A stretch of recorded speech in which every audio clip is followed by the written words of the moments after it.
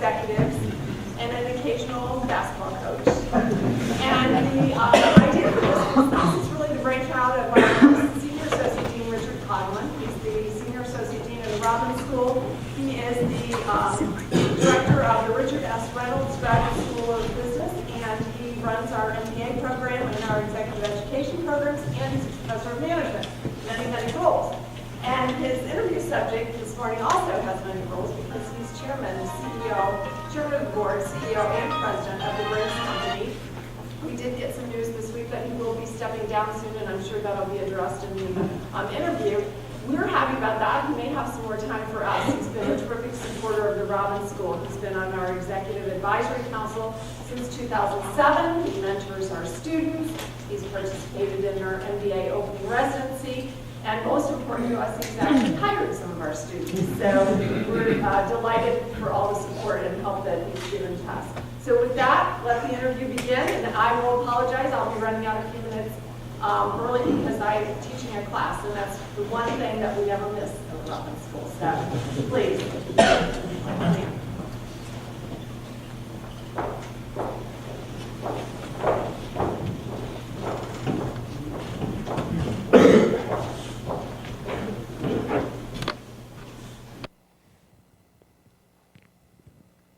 Good morning. Thank you very much for coming out this morning. Michael, thank you for spending some time with us this morning. A pleasure. Good morning, everyone. As the dean said, on Monday morning, the company announced that you would be retiring as of December 23rd from the role of president, CEO, and chairman of the board. My first question is, what have the last 3 days been like for you since the announcement? Very interesting. I think the first question everybody has is my health okay? Right? That was the first question that's come from almost everybody, inside the company, outside the company. And the answer to that question is my health is just fine. It's probably better than it's been in 13 years because it's less stress worrying about the future and tomorrow. The second question is, what are my plans in the future? And as you can imagine, I all want to know whether I'm going to board up, right, or look for something else to do. And the answer is that I'm only interested in one thing, and that's the transition to the new CEO and the amount of time that I will spend after the 23rd of December in making sure that there's a smooth, seamless transition for all the wonderful employees of this company. When did you actually make the decision to retire? My contract, in the public world you always have contracts. My contract was up in just March of 13. Yep. So this was the time that the board and I had to contemplate, do I extend 1 year, do I extend 2 years? And I had no interest in going beyond 2 years. Or do we accelerate the process? Yep. And the board and I had a discussion, and we came to the conclusion that, if 1 year is your sort of perfect extension, for stability of the company, why don't we think about advancing it a year? Yep. And I agreed, and that's where we find ourselves. Very good. The company has spent a lot of time, you've spent a lot of time working on succession planning, so I know there's an orderly process now that's going to be followed. You'll have an interim officer for a time here. Yes. And the mechanics are already underway to identify candidates both inside and outside the firm who might succeed you. Is that right? Yes, it's very, very important, especially in a company as complex as Brinks. I think we have 4 or 5 internal candidates that are absolutely first class, capable, but it's not my decision, it's the board's decision. Sure. They have to work with that individual for the next 3 to 5 year period at a minimum. And so it's just good process to look outside as well as inside the company. And that process is underway, and Tom's working on it, and I will assist him in any manner necessary. Terrific. When you joined the company in 1982, did you imagine it would be a 29-year, 30-year run? No, I don't think anybody ever imagines that when they join a company. And of course, I started with the Brinks Company, the Brinks Inc. company, the CIT company. At that time, it was only a $100 million company and was the smallest of the Pittston group. So the thought that I would be there for that period of time never crossed my mind. Today, it's approaching $4 billion in revenue and about 70,000 employees around the globe. I want to have you talk about those employees a little bit. I also want to talk a little bit about the history of the firm, the actions that you had to take early in your time as CEO. And I also want to have our audience understand how it is that Brinks ended up here in Richmond. Let's first talk about those employees, Michael. Your employees, many of them, are working in very dangerous places in a very dangerous business. This notion of moving cash and valuables from place to place. Maybe we see the Brinks trucks driving through, the west end of Richmond, perhaps. But you're seeing those Brinks trucks in all parts of the world, and they're being driven by really loyal employees whose lives are indeed in danger a lot of the time. Is that correct? That's correct. The difference between Brinks and a UPS or a FedEx are two things. It's the risk that we take, because if we lose our product, we write a check, right? We write a check. It's not like the airlines where they lose your luggage, they give you $100, right? If we lose $25 million shipment, we have to write a $25 million check. The second difference is we're not like the police or the criminals and the terrorists. Avoid them, right? We're unfortunately more like the U.S. military, where we're targeted by the criminal elements and terrorist elements around the world. So that's the challenge of the leadership of this company, is to understand that, which gets you to the employees. It's a very dangerous job, and our mantra at Brinks is that every employee goes home safely to their family every night. And if they don't, that's a management failure. And I take that very, very personally. Last night I was in our museum, which is located in Chicago, where the company began 152 years ago. And we were having a celebration with another great American company called Navistar, International Harvester, for those of you who have been around long enough. And the celebration was about doing business together for 100 years, our companies. We've been buying their vehicles for 100 years. And their CEO was there. And in our museum, the first thing you see when you walk in is our honor roll. And there's 192 Brinks employees' names, unfortunately, on that honor roll, that in this 152-year history have given their life taking care of our customers and our fellow employees. And he was quite moved by that, and as I was, especially since we lost a young man, a 25-year-old employee in Miami 2.5 months ago. And those are devastating things, and I think what drives all Brinks executives is making sure that we keep that number as low as possible in the future, including the dangerous places we operate. When one of your vehicles is involved in an incident on the road, the firm actually does not classify that as an accident. Is that right? Right. I banned the word accidents early in my career. We have crashes, right? You know, you stub your toe, that's an accident, right? You crash an armored vehicle, that's a crash. And so anybody that ever uses the word accident in front of me, anywhere in the world, I'm the first guy to stand up and say, "What did you just say?" Right? Those are crashes. Driving a Brinks truck, it's a heavy armored truck. They weigh 2 to 3 times what a normal vehicle is. And so driving is very, very important. By the way, you know, we're about safety and security as a company. Safety is the first word, right? Safety of our employees, right? Security is the second word. And when you have an auto crash, people tend to get hurt. Our people, and God forbid, sometimes members of the general public who are in normal vehicles. So that's why I call them crashes, not accidents. And you mentioned around the world those kinds of conversations are going on. My understanding is that it's very common for you to show up unannounced in one of your, let's just say in a foreign location. I'm told that often happens between 5 and 6 in the morning, and that the first notice that they have that you're on site is you presenting your Brinks ID to the security guard at the facility. Is that right? That's correct. And what's magical about that 5 or 6 a.m. hour? Well, if you want to see your employees in our business, right, they're loading the trucks and getting ready to go out on the streets for normal business hours. So we're busy between 5 and 7 o'clock in the morning is the busy time in the branch, and then our employees are, the truck employees are gone all day long, and they come back basically at the close of business. There's usually a 12-hour day around the world. And so if you want to see your frontline people, if you want to see their attitude, if you want to see how management is performing at that location, you have to get up and go see your employees. It's no difference than years ago when we owned Bax Global. You know, our freight hub was in Toledo, Ohio. So think of FedEx in Memphis or UPS in Louisville. If you want to see your pilots, you want to see your employees, well, the only time they're together is when they bring all that freight together, right? And all the planes are there, and they're doing the switch between the planes. And so I used to show up there at 2 a.m. in the morning because the freight sort was 2 a.m. to 4 a.m. in the morning. And if you care about your employees, if you care about your company, right, you really want to know what's going on and get through all the layers of management, you've got to get to the front line. This leads to my next question.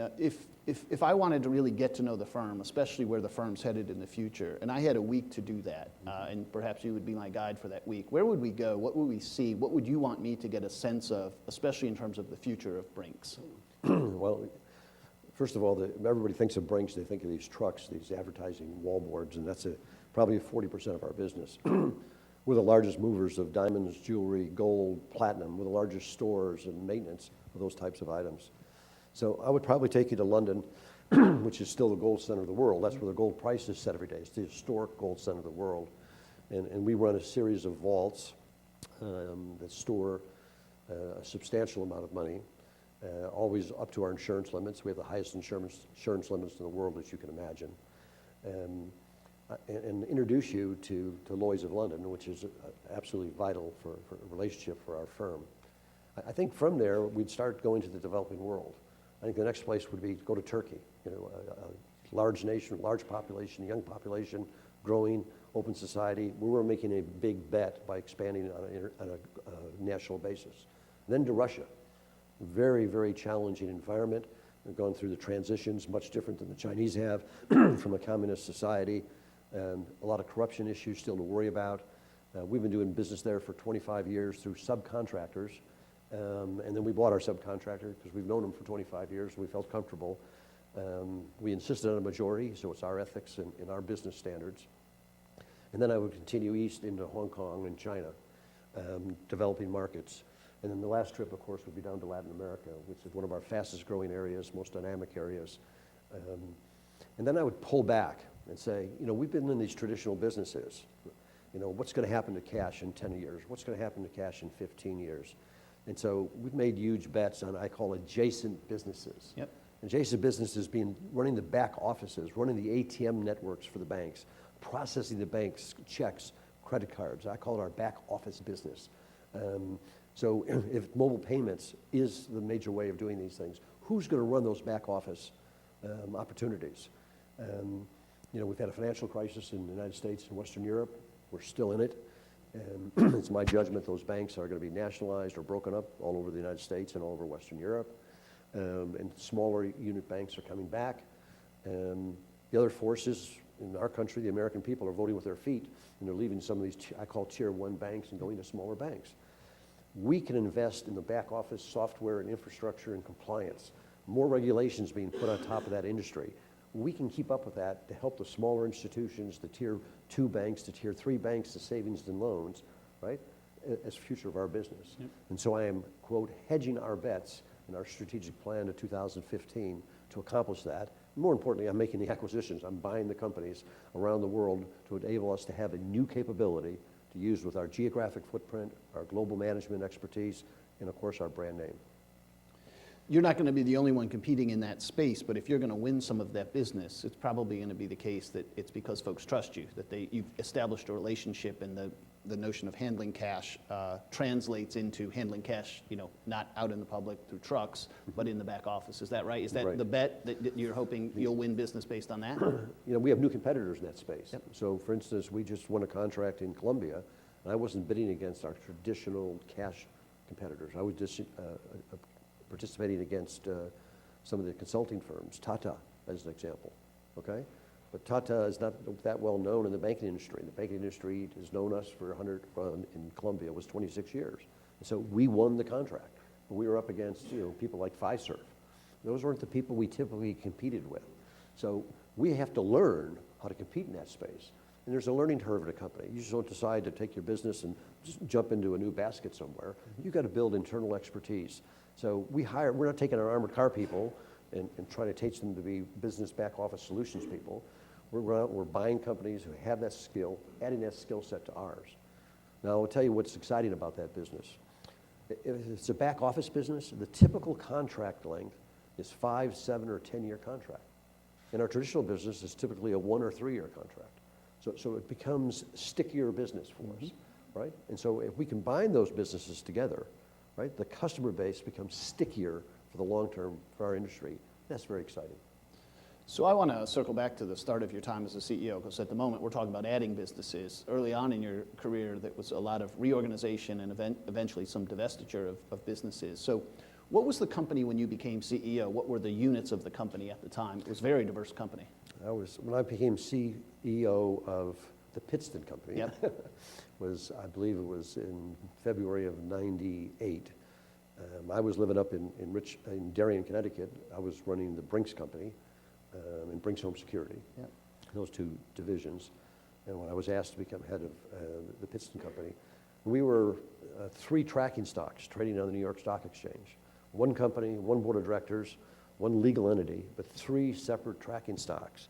One represented the Brinks companies, the security companies. One represented Bax Global, the largest heavy freight movement company, a global company also, much bigger than Brinks, and in our natural resource businesses, which were coal, gold, timber, land. We were the largest landholder in the state of Virginia, as an example. And through the years, when we first started splitting these stocks, which was before my time, we created a tremendous amount of shareholder value, right? Because people didn't want to invest in a conglomerate that had all these businesses that were different. But we couldn't spin off the companies because we had liabilities. We went from 25,000 coal employees to about 2,500 coal employees. But over the 6 years of the stocks being split, those shareholder bases totally changed. And so the challenge that the company faced was that basically the coal company was basically bankrupt. And so in a normal case, you just go out and sell a division and take that cash and cure the liabilities on the other side. Well, there wasn't enough assets in the other tracking stocks to do that. And it was my judgment, and judgment of some very good advisors I hired, that if I sold assets from this tracking stock and this group of shareholders and used it to pay for the liability of this tracking stock in a different group of shareholders, I would spend the rest of my career in litigation. Yep. So I made the call that I was going to do something that was never ever done before in the history of Wall Street, which is collapse the tracking stocks.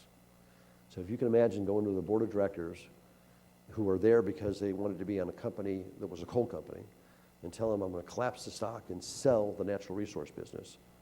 And I guarantee you the market value of the company is going to tank. That wasn't a very pleasant meeting. But I explained to them over 2 or 3 meetings that we had no choice, we had to do this. The board made the tough call, and then the board backed me through a very, very difficult time. It took 3 years for me to sell the natural resource business. And I didn't sell it in a lump. It was impossible to sell. We had a unionized side, we had a non-unionized side, we had a gas business. So I sold a gas business, a timber business, a gold business, a non-union side. But I'm happy to tell you that over that period of time, we received about $600 million of cash for our shareholders. And we were facing these huge legacy liabilities from retired coal miners. So that was the first step. The second step was with Bax Global. It was a $2+ billion company, wasn't making any money. Was losing $50 million in North America, was making $50 million in Asia, so basically a break even. And we had, I really had to jump into that company because they didn't think of themselves as a leader. And I was running Brinks my career, and Brinks is a leader. So there was a mentality and a culture problem at Bax. So I changed leadership twice and said, we're going to be the industry leader in heavyweight freight, and we're going to find a way to fix the United States business.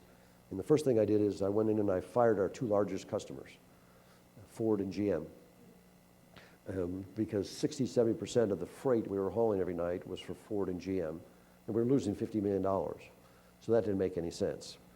Obviously, management thought that was the dumbest thing in the world because now those planes are going to be flying empty. So some revenue was better than no revenue. Well, I think if you look at the airline industry, even the passenger industry, you can see that hasn't been a good deal for the last 25 years. So I said, what we're going to do is we're going to fill that plane up with small freight forwarders, people who don't have the capital strength of the Pittston Company at the time, right? We're going to go after the small freight forwarders, right, who are willing to pay a premium price for that space on that planes, and we're going to fix this company in North America. And that's when the hedge funds entered, who demanded that I close the company, that it was impeding the value of the Brinks Company, that I closed the company, that I put the company up for sale, one or the other. And I knew that our strategy was working, and the board was under a lot of pressure. We went through some proxy fights with the hedge funds. We had some settlements. It was a very difficult time for the board. It was a very difficult time for myself. But I stalled it for 3 years and then sold the company to Deutsche Bahn, the German railroad, German government, for $1.1 billion. And then all my arch enemies at the time, hedge funds, they all of a sudden thought I was a hero. So I took that money, and by the way, all that money was tax-free because the losses of the coal business, right, were still running through the corporate books. And so I was able to take $600 million of that and buy back 20% of the outstanding shares of the company. And I took another $400 million of that, and I established a voluntary employees benefit trust to pay for the retiree benefits and the health benefits of our coal miners, which is the historic history of the company, which lifted a huge cloud off the valuation of the company. And I thought I was done.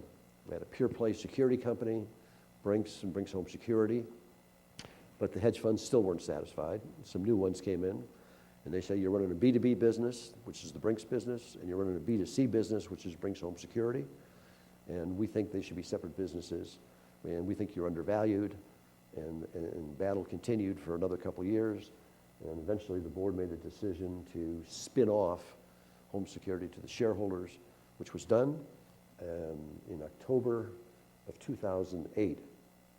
No, that's when the spin took. The decision was made earlier in the year. Couldn't be worse timing, right? That's when the market crashed. But the reality is that company, unfortunately, could not use the Brinks name, and the Brinks name is so valuable. It was hurting that company during their brief period of Broadview Security. Yep. And they took an offer from ADT, Tyco Corporation, to buy that company for $2 billion. So our shareholders ended up realizing a lot of value when that transaction took place. And then hedge funds were gone, settled down. It's been more of a normal process since then. What did you learn from that time with hedge funds? I mean, when they really wouldn't go away, and I think at one time, one of the hedge funds had acquired maybe a 1/12 of the company, I mean, outstanding shares for the company. So this was a new challenge for you as a CEO. You must have called, I guess, on a new set of advisors to get through that. Maybe you had top management team that could help you through it. But what did you learn about yourself in that struggle? Well, when most hedge funds come into a company, most people and most CEOs depart. The hedge fund's goal is to force a change. They're not happy with something that's going on. So their goal is to drive a wedge between operating management of the company, and the board of directors. Scare the board of directors. That's their job. And I'm a stubborn Irishman, and so to me those just become challenges. And the challenges I faced in the boardroom is you have to have a lot of sympathy for your directors. You know, your directors show up 6 times a year for 2 days. They give 100% of their time and attention to the company during a very intense period. And all of a sudden they're coming to these meetings and they're not pleasant anymore. We're not talking about the business challenges, the strategies, where we're exceeding and where we're falling short, what management's doing about it, which is the normal dialogue that goes on a board. We're talking about their fear of their personal liability and the statements that are being made usually publicly by a hedge fund, right, which aren't necessarily anything to do with fact. And so it's a very difficult thing to be a chairman of the board, right, and be the CEO at the same time through a crisis like that. Because my job was to protect the company and to protect the board. And at times that was in conflict. And so it was a very, very stressful time. It was probably the most stressful time in my business career to steer through that. But what I learned about myself was that if you believe in what you're doing and you're doing the right thing first for the company and for the other stakeholders that are involved, right? If you're not willing to stand up, then get out of the way. And I decided I was going to stand up. And I'm glad I did. And I think the board of directors has been very, very generous with me and how I conducted ourselves through that. And the hedge funds said, a couple of them came to me, one that was happy with the back sale, right? Because they own a winery, so I got like 10 cases of wine, which I happen to love, by the way. The firm was valued at about $600 million at the time when you fetched $1.1 billion. Is that right? So I mean that's where the happiness comes from. There's been about $5 billion of shareholder value created under my tenure. Yeah. But you know that's not what counts. You know what I'm proud is that we funded our retiree obligations. We funded our health care. You know, we had 25,000 retired miners. Okay, this company had to do. We didn't dump them on the federal government, on the taxpayers, right? We came up with a strategy, deconglomerated the company, but more importantly, we took care of our liabilities, we took care of our employees. That's what I'm most proud of. And you've said publicly a couple of times that you don't run the firm for the shareholders. I'm surprised by that a Fortune 1000 CEO of a publicly traded firm can come out and say, I don't run the firm for the shareholders. Can you expand on that just a little bit? You know, at the end of the day, it's about the people who work for you. They deliver the service, the process to your customers. They keep your customers happy. It's their morale that counts, right? The shareholder value will follow. it'll follow. It always does, and it always has in my business career. Now, people don't like to hear anybody say that, all right? And when I said it, we were a Fortune 500 company because we still had, backs and coal. And it was quite shocking. And it got a lot of press in the Wall Street Journal at the time. But I stand by it today, right? The shareholders will benefit, right? But if you don't have the great employees who are aligned behind a strategy, who are willing to follow the leadership of the company, right? And go the extra mile and do incredible things, right? Within the culture of the company, you're not going to be successful. And for those of you who have worked for companies or worked for businesses where you weren't sure about the quality of management or the strategy or the atmosphere, I challenge you someday to walk into a Brinks facility, a Brinks branch. I know enough people here at the university have dealt with some of my top management and come over here. There's a spirit that is absolutely unique about this company because they know that we care about them more than we care about the bottom line. And I could talk to you I could show you 10,000 emails I received the last 3 days. And the three things that they said, three themes were, we're shocked that you're going, number one. Number two, you're the most humble person, and you're the only CEO that ever put the employees ahead of the bottom line of a multinational company. Those three themes come through in all those emails. 10, 12, or 15 years ago, Brinks was global, but in a different way. I mean, you had minority stakes in a lot of foreign operations, and you saw that as a particular weakness. Strategically, you didn't feel like the company could be what it could be as long as there were minority stakes, and you went about very aggressively changing that, didn't you? The strategy before I came was we had to move international valuables, and we wanted to control the chain, to be in the Brinks control from point A to point B, so we used subcontractors. And the predecessors at Brinks, Inc. believed that we wanted to be minority stakes in those countries. So we made a lot of our partners very, very wealthy, very, very rich. Well, when I became head of Brinks, CEO of Brinks, was about 1991. That's the Brinks subsidiary at the time of Pittston. I went and visited everybody and told them that the world's globalizing, the world's changing. ATM machines are becoming global. Back office processing has become more important. So we need to change how we operate our business.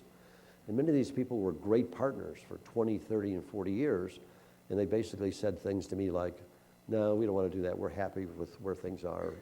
So we're really not interested. And I really push hard as a minority shareholder. And they basically said, Mr. Dan, you're the 5th president. We'll wait for the 6th president. So I went home and came up with a strategy that said, I'm going to control my own destiny. So the first thing I did was I started an insurance company. I told you how important insurance is in our business. So I started an insurance company, right? And I made it so attractive that I forced all those companies to buy insurance from me. So one, I got a grab on them. Number two, I went to court and I proved in countries all over the world that the Brinks Company in the United States owned the Brinks brand name, even if they had trademarked it in their company. So now I own the brand name. And then number three, I'm not going to share best practices, or I'm not going to help these companies go through this transition unless they buy into the program. So my next visit was much simpler. It was, you buy me or I buy you, right? And we'll do it in a professional manner, and we'll do it at the right time where it makes sense. And some of those were today, some of those were within a couple of years. And so over a period of 5 years, I was able to get majority stakes in every company today, except 2, which I don't have, but I've got excellent partners. I don't need them. When the time comes, I'm sure we'll buy up. And then there's 2 companies that I exited, right? One was Italy, which was a large company, and that was an easy decision because we owned 26% of the company, and my other shareholders were my competitors in Italy. My competitors owned the other part of the company. And we made no money. Made no money. They made a lot of board fees, but we made no money. So I fought them, went to court, 3-year battle, and eventually I forced them to buy me. I did not get anywhere near the value of that company, but there was no value in it to me at all, so I was happy to get out. That company lasted about 4 years without the Brinks name and fell apart. And I exited Pakistan. And I exited Pakistan on the employee issue. We had 4 employees murdered in a very, very bad robbery in Karachi. And I called up our partner, who was a majority partner, and extended my condolences and wanted to discuss the plans for the families, the employees. We usually pay the college education, the kids, and those types of things. And he said, no, we don't do that in Pakistan. People are replaceable. Well, that's sort of against my moral creed, my moral grounding. So I had a call option in that contract, and I hung the phone up and I called him back the next day and I said the same thing. You're buying me or I'm buying you. You can't be part of the Brinks family. You don't get it. It's about our employees. And around the same time, you set out on a very aggressive course to establish a zero tolerance policy. You operate in an industry where corruption has been prevalent in some times and in some places. You also operate in regions and countries where corruption is part of everyday life. Mm-hmm. So what was zero tolerance? What is it today? And how confident are you that you've made strides in reducing the amount of corruption inside the firm and in its business partners? Now, when I walked into a certain South American country when I first became president in 91 at Brinks, and I wanted to know whose office this was. And they said it's a office for the wife of the purchasing manager of one of our major customers. I go, well, where is she? Well, she doesn't come to work. Who's in this office? I went around, and I called the senior management group together that day, right? And I said, they're all terminated off the payroll tonight. We're done. We're finished. Off the payroll. Oh, you can't do that. The business, we'll go out of business. We'll go out of business. You can't do that, Mr. Dan. You don't understand. That's how business is done in this country. I said, no, you don't understand. Right? We're going to operate to the ethical rules of the Pittston Company. Right? Now, if you have ethical rules that are better than theirs, we'll add those. Mm-hmm. Right? But there's zero tolerance. This is where we're going. And of course, all those people were removed from the payroll. By the way, I said, if you don't remove them, you're off the payroll tonight. Which was a good incentive for them to move, right? So they moved, and of course nothing happened, right? Because if something happened, if they came in and think about it, if they came in and canceled the business, right? I'd be in the president's office of the bank saying, you know why we lost the business?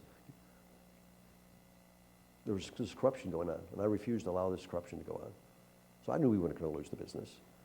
And there was about 6 or 7 countries we had that problem. So once you do that, you demonstrate it, the rest of the company sees it, that you have a zero tolerance policy. It just takes hold and it spreads. So how do we do it? Well, it's easy today. We have like 5 different ways for employees to come around the system, right? To get to me, to get to management, to get to the legal department, to get to compliance officers inside the company, outside the company, right? Because people have to have multiple avenues to go around the system because they don't feel comfortable. They don't feel comfortable, right? And of course, we have audits. Now, do issues develop? Issues develop all the time. We do annual surveys. Right? Is there conflicts of interest? There's 300-400 issues that'll show up that the legal department will trace every single issue down to find, is it a conflict, is it not a conflict? Is somebody dealing with a supplier who's a relative or those types mm-hmm. of things? Is an employee working for another company? Every single one of those is chased down, right? And a report goes to the board of directors on how many surveys went out, which we've increased every year. And oh, by the way, first year we did it, we're all in English. Now, that's great for the top management of the company. That doesn't do anything for the middle management of the company. They don't speak English. Right. So, we learned through the years to translate it into many, many languages. And we chase every single one down, report to the board of directors, and if there was anything that had any substance at all, what action we took to the board of directors. Right? And we've been doing this for so long, that's the culture of the company.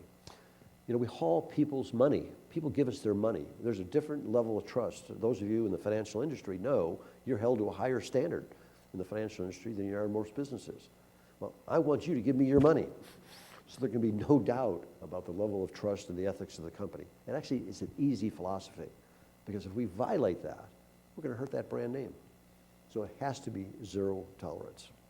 And if there's a mid-level manager today in Turkey or in Colombia who smells something, thinks something's fishy, what's your best guess about how long it takes for them to feel that way and tell the first person? What's the duration of time between that first report and it reaching you or the board of directors? How confident are you that that's flowing pretty quickly? A decision is made within days whether we should put the head of the audit committee on notice that there's a possible problem. Yep. Right? That's a call. Now, you make that call wrong and it turns out to be a problem, they'll question, why did it take so long to tell us? Yep. But obviously 90% of them, 99% of them aren't a problem. Yep. Some of them are just misunderstandings about things. Sure. Some are mad that I wasn't promoted and somebody else was promoted. There's all different reasons, and some are true. But if you don't take everyone seriously, okay, you're not going to establish a culture. So we had an issue recently in a country in South America, and I sent somebody down there to do the investigation. And it turned out to be a non-issue. But everybody in that country knew that an issue was raised, right? And within 3 days, an internal auditor and a finance person and one of our lawyers showed up. Now, guess what? Everybody in the company heard about that within 3 days, right? That we take this serious. And it turned out to be a non-issue. But we invested the time and the funds because I want everybody to know that's how serious we take it. There's an incident in Washington, D.C. or Northern Virginia, I think in 2010, there was a robbery of a Brinks truck, and it turned out that one of the drivers of the truck, an employee of Brinks, happened to be in on the job. Yes. How did those, one instance out of however many, 70,000 employees, but how do they find their way through the crack? And can you say a little bit about the aftermath of that? Because she was identified pretty quickly as having been involved. I mean, within days it seemed. You can imagine that these trucks have more money in them than these people will earn in their lifetime. And it was in Washington, D.C. It was happened to be a female driver who worked for us for a few years. And she was in a romantic relationship with a criminal who put incredible pressure on her to commit this crime. And that's really, really difficult, really difficult. We have about 90 instances a year somewhere in the world. That's what we average. Good years, bad years, different numbers. On average, 90 instances. I would say that 85% of them have some type of internal effect, whether it's knowledge, whether it's information, whether it's kidnapping of families, right, that happen, and you better drive the truck or open the door and throw out money, we're going to kill your family. We call them tiger kidnappings. And we have procedures and ways to deal with that. So our employees are under a lot of stress and strain. And so this poor woman succumbed to the pressure, which became not only pressure, became physical threats to her well-being. And she had to make a decision to tell us or to comply. And she made the decision to comply. I would tell you that 80% of the time that the decision is made to tell us, right? And we get the law enforcement, police involved, and we resolve it. 20% of the time it doesn't happen. And I've been here a long time. I can tell you a lot of sad stories where our employees were put in difficult positions, where their families were kidnapped and threatened if they didn't do something. But once again, we learn from these things. We have procedures. We train our people how to deal with that. And that's part of what we do as a business. When these criminals are found guilty in a court of law of having threatened or harmed one of your employees, they're often sentenced to 6, 8, 10, 12 years in prison. Do you care to say anything about the sentences that they receive? You sit here as CEO. You've said you want every one of them to get home safely at night. Mm-hmm. Do you pay attention to the sentences that eventually come down? Well, not only pay attention, we write letters to the judges. We have our security department follow them. After they're convicted, we have our security department go to jail and befriend them and try to understand whether they're an employee, they were a criminal, or they were a terrorist, to learn from it, right? And to share the knowledge. There's knowledge to be gained, knowledge to be learned. And the other thing is we have an incident happened and it's not solved, right? Employee shot, employee killed, or robbery is not solved. There's a famous saying, there's no honor among thieves.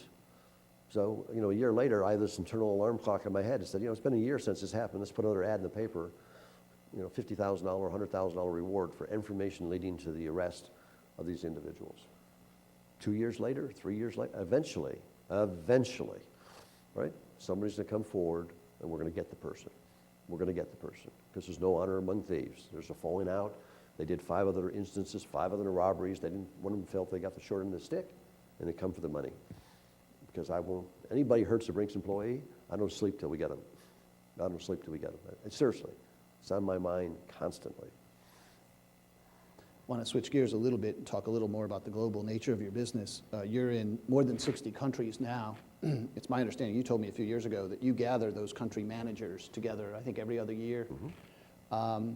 What goes on at those meetings? What are they learning from each other? So it would be some 60-odd folks, but also some headquarter personnel gathering for a few days. I think a few years ago it was in Costa Rica, was it not?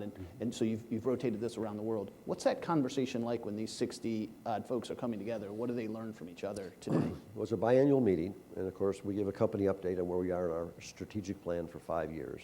And we plan a workshop on 3 or 4 workshops on what are the key things that we're trying to move the company in the direction and the best way to get there. And we divide them into smaller groups and go forward. And they get the camaraderie and get to know each other and share best practices. It's also our award ceremony. And we have an award established after a gentleman named Jack Walsh, who went out and made a lot of these international companies when we were a minority philosophy, called the Jack Walsh Award. And we give one to the best country in Latin America, one to the best country in Europe, one to the best country in Asia, and then we give one to the best country in the world. And these people are competing to win that award. And if you want to see emotions, you come to one of those meetings, and there's a lot of tears going on from a lot of people, right? When you're named the best Brinks Company in Latin America, or heavens forbid, you win the best country of Brinks in the world. And of course, you imagine what that means when that general manager goes back to his company and the celebrations that go on. At this 152-year-old company with this great tradition, you know, we were rated the best in Europe. It's a very, very powerful thing. And that award night is also my opportunity to give my address, my speech to the company on what I see, the challenges we face, and the responsibilities. And the speech is usually the same, right? We got a great company, we got a great brand, we got a great customer base, right? The people in this room, right? All we can do as managers is screw it up, right? And when you come to work here, what I expect from you, right, is to take the cards you were dealt with, take a look at them, honestly assess the situation in your company, right? Improve it, make it a little bit better, and hand it off to your successor in better shape till you got it. Then you've done your job in this company, right? And by the way, the culture is so strong in this company that if you're a bad manager, you'll be drummed out by the employees of the company. That's how strong the culture is in Brinks. The frontline employees will drive you out of the company if they don't think you're putting them first and believing. They will drive you out. We'll get so many contacts at headquarters. You know, a bad employee is a bad employee. You've all dealt with bad employees, bad neighbors, bad students, right? Bad family members, right? You've all dealt with that. There is nothing worse than a bad manager, because they can make 20 people's lives, 200 people's lives, 10,000, 70,000 people's lives miserable. So I hold a high standard to management, right? I want to get a bad manager out sooner rather than later, because they make too many people's lives miserable. On the flip side of that, a good manager can build a very loyal workforce. I'd like for you to take a minute to talk about what happened down in Louisiana after Hurricane Katrina with respect to the facility that you had down there. Well, needless to say, Katrina was a national disaster for our country, and the area was devastated, as you all know. And the first reports coming out after Katrina, we all read the paper, you knew what they were. But we still had a few helicopters in our natural resource business because we were monitoring some of our coal properties. So I immediately dispatched the helicopters down to New Orleans. And first thing we wanted to ascertain was our branch underwater. The second thing we wanted to ascertain was our branch closed up, locked up, and protected. And the report that came back is that our branch was surrounded with armed individuals. Armed individuals. It wasn't underwater, but it was surrounded with armed individuals. And I said, try to locate the branch manager, which they successfully did. They literally flew to his house, picked him up, put him in the helicopter, flew low over the facility, and he said, those are our employees. They left their families and they left their home to come to protect their place of work and their job, because they knew they had to pay the rent and feed their family next week. They were our employees protecting, and I don't know how you teach that. I don't know how you teach that, right? Except to have a culture that this company has and make sure you maintain and reinforce it all the time. They left their families. So, you know, and to me, that's why I come to work. That's the culture of this company. It's a heck of a story. Would you put that, you're going to eventually look back at 29 or 30 years with the firm. Is that a highlight? Is that the highlight, do you think, Michael? No, I think, you know, I could give you highlights. I mean, you know, yesterday I was in Chicago at 6 o'clock in the morning, and a woman from Bosnia came, you know, worked with us for 7 years and never had the opportunity to meet me. And she walked up to me and she said, Mr. Dan, I asked to meet you today because I haven't met you. And every Friday when I get my paycheck, your name's on it, and I pray for you every Friday. And I want to thank you for taking care of me and my family. And I said, is there anything I can do for you? She says, Mr. Dan, would you please open up in Bosnia so I can go home? And I want to work for you. I mean, those are the types of things that I've been dealing with the last few days. Yeah. That means more to me than anything you could ever imagine. It's quite a statement for a company of 70,000 employees that you've been able to have that human touch. I know you've been involved with the Business Roundtable. In fact, you've chaired their project around disaster response. What are you learning from fellow CEOs through the Business Roundtable? How have they helped you, and how do you think you've helped them as CEOs? The BRT is basically off-the-record gathering. It's large businesses' voice to Congress, similar to the AFL-CIO. And I've been on it for 13 years. My last meeting was this week, by the way. I was talking with some of our fellow attendees today that I've taken for granted that 4 times a year I could talk to the president or the vice president or Ben Bernanke or Alan Greenspan and the leadership of the Republican Party or Democratic Party in the Senate or the House. I started taking for advantage. That's just normal for me to do, right? All of a sudden, all that's going to end. But, you know, the country's in trouble. Our country's in trouble. And in this room are 140, 150 CEOs now about, you know, how do we get this country moving? What can we do? How can we influence things? We get demonized in the world. CEOs get demonized. You have all this money overseas. You're not bringing it home because it's going to get taxed. That's the message you see in the newspapers. Well, that's true. That's true. Well, I made that money overseas, and I'm investing overseas, and 80% of my business is overseas. Why would I take that money and bring it home into the United States where there's less investment opportunities and pay tax on it yet again? I would be violating my fiduciary responsibility of running this company, right? I mean, Congress doesn't understand those types of things. And so we go into Congress, we try to educate them about those things. And we try to share with them the challenges the country faces. And it's been tough for the Business Roundtable because we've been demonized, you know, since the Enron, since the WorldCom, and then the latest financial disaster in 2008, we're still being demonized by the politicians and even by the President of the United States. You know, that's not a healthy situation to be in. Congress is dysfunctional, 12% approval rating. John McCain made the comment at 12%. That sort of covers your family, your employees, and your friends, right? Another senator told me that he's looking for one of those 12%. He just wants to find somebody that approves of what they're doing. Well, you know, there's no trust in Congress. It's really a simple situation. There's no trust in Congress between the right and the left, right? There's just no trust. You can't get anything done in life without trust. You can't have a life without trust. You can't have a relationship without trust, right? And what's wrong with Washington is they don't trust each other. So now we have the gang, right? The super committee. I went to civics class. I actually paid attention to civics class. I don't remember that. But that's what we have today. And there's 2 things. You know, Harry Reid was one of our people we had breakfast with. He thinks he's done his job because he's allowed a 50 vote majority to vote up or down on whatever plan, if a plan comes out. So he sort of said he's done his job. The Democrats have done his job. The ball's in the Republican court. And of course the Republicans are saying that's all those Democrats. And you know, it's a revenue issue and it's an spending issue. You know, Bowles-Simpson is a great report.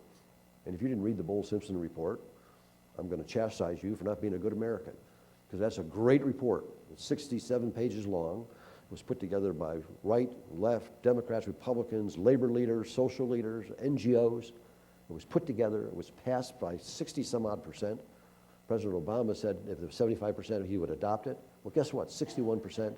The answers to all the problems, taxes, entitlement programs, a path to the future. Just adopt that program, you solve the problems of this country. It'll never happen until they start trusting each other. And if they don't trust each other and get something done, and these automatic cuts stick in, or they do a smoke and mirror, and by the way, they have a week to do this, a week to do this, and it's got to be passed by the end of the year, well, then your job as a citizen of this country is to vote. If they don't get their job done, I don't care whether you're a Democrat, whether you're a Republican, you're an independent, just vote them out. Vote them out, because they're worried about being voted out. And it's a presidential election year. And so be a citizen. So after the first of the year, you'll wake on a Monday morning and not have responsibilities of being a CEO. How is it that you plan to spend the additional time that you'll have after you step down? Well, my first priority is to assist the company through the transition period. Yep. I have no idea how much time that's going to take. I imagine it'll be quite extensive for the first 6 months of 2012, Yep. and it'll peter down after that. And it's really about sitting down with my wife and deciding where we're going. And it just so happens I have 3 sons, and 2 sons and a daughter that I'm very proud of. And one of my sons wants to start a business. And I'm not going to start his business. I'm not going to run his business. But I'm going to be his business school professor about how do you put together a business plan, how you think about it, what you have to do, what do you do about location, right? And my wife's going to own the business, and he's going to do the sweat equity. And every year it's profitable. I'm going to transfer him 10% of the business, right? And to me, that's going to be a fun little side hobby. Absolutely. Thanks very much for coming out this morning. Really appreciate all of your insights. Best of luck to you in retirement, and thanks for all the work that you've done with the Robbins School over the last several years, Michael. I look forward to continuing to be involved with the school. Thank you, everyone, for coming this morning. I appreciate it. I do too. Thank you. Appreciate it.